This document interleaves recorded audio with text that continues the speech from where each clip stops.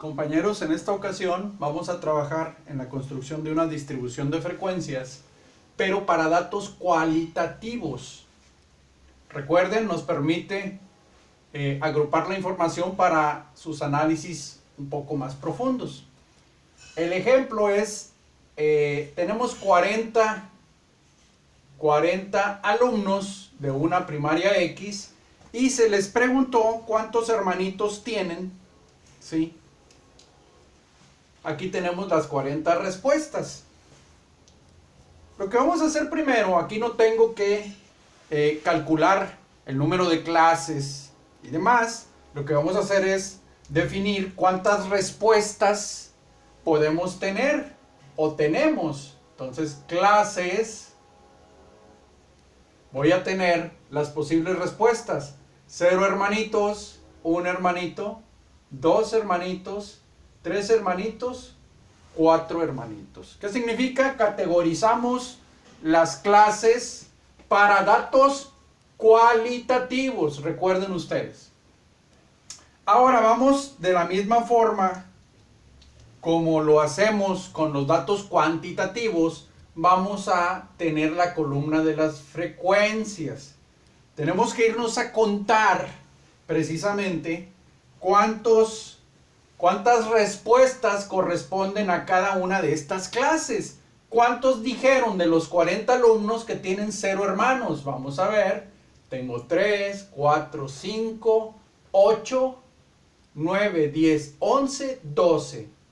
12 alumnos de 40 me dijeron que tienen 0 hermanos. ¿Cuántos tienen 1? Aquí son 3, 4, 5, 6, 7, 8, 9, 10, 11, 12, 13, 14. Tengo 14 alumnos de los 40 que me dijeron que tienen solamente un hermano. ¿Cuántos tienen 2? 1, 2, 3, 4, 5, 6. 6 alumnos de esos 40 que se entrevistaron tienen 2 hermanos. ¿Cuántos tienen 3? 1, 2, 3, 4, 5 y 6. También 6. Y al final, ¿cuántos tienen 4 hermanos? 1, 2 y se acabó. ¿Con cuántos alumnos trabajé? Con 40. Yo debo de tener 40 respuestas.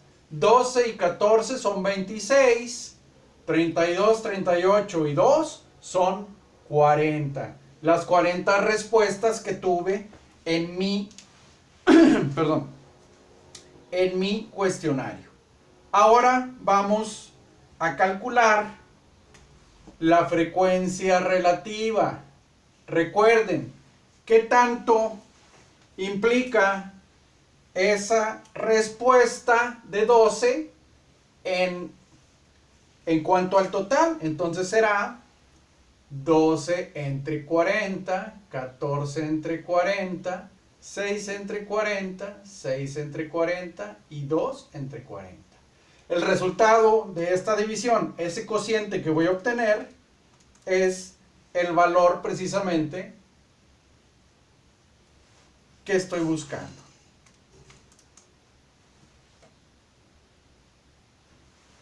Muy bien, vamos adelante.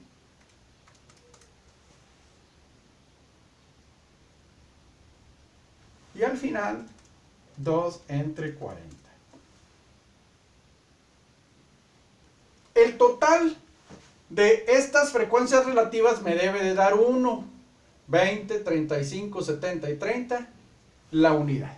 Repito, si aquí no te da 1, es muy posible que los valores no sean exactos y estás usando solamente, después del punto decimal, 2 dígitos o 3. Por eso no tiene la exactitud completa. Pero eso no implica que sea un mal cálculo o un cálculo equivocado. Ahora lo que vamos a hacer es la frecuencia relativa en porcentaje. Como les comento, en algunos libros es la frecuencia relativa en porcentaje, tomamos la frecuencia relativa que acabamos de calcular y solamente la multiplicamos por 100. Lo expresamos en porcentaje. 15% y 5%. La suma de estas frecuencias me va a dar el 100%. En algunos libros, ¿sí?, agregan la columna de frecuencia relativa en porcentaje acumulada.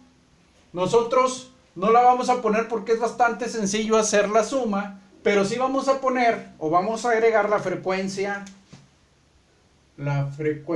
acumulada, que va a ser, nos vamos a regresar para las frecuencias o los conteos que tenemos y la primera va a pasar igual.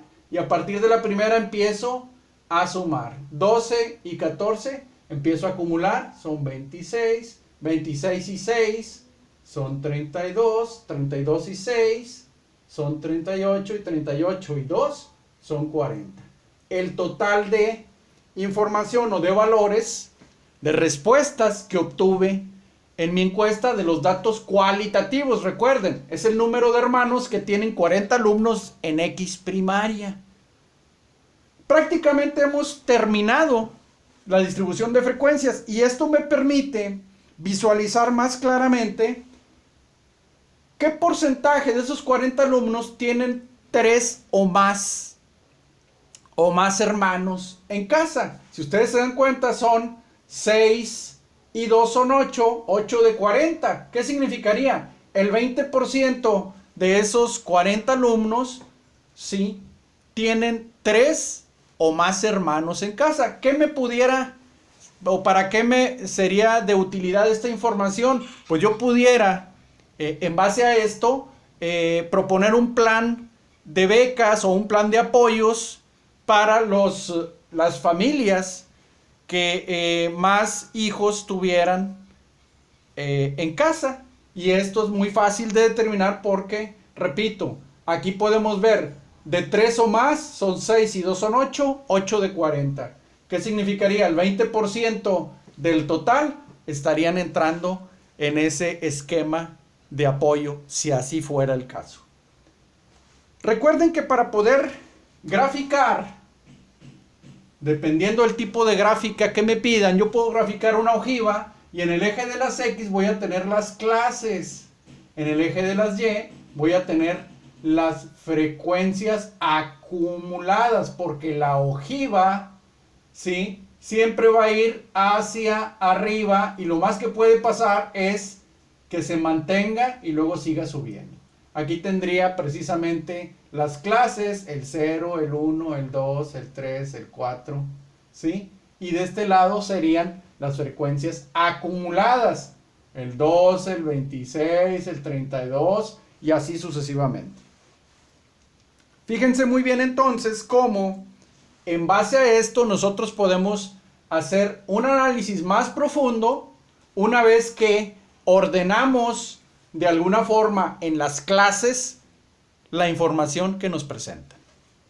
Espero que la explicación les sea de utilidad y seguimos en próximos videos.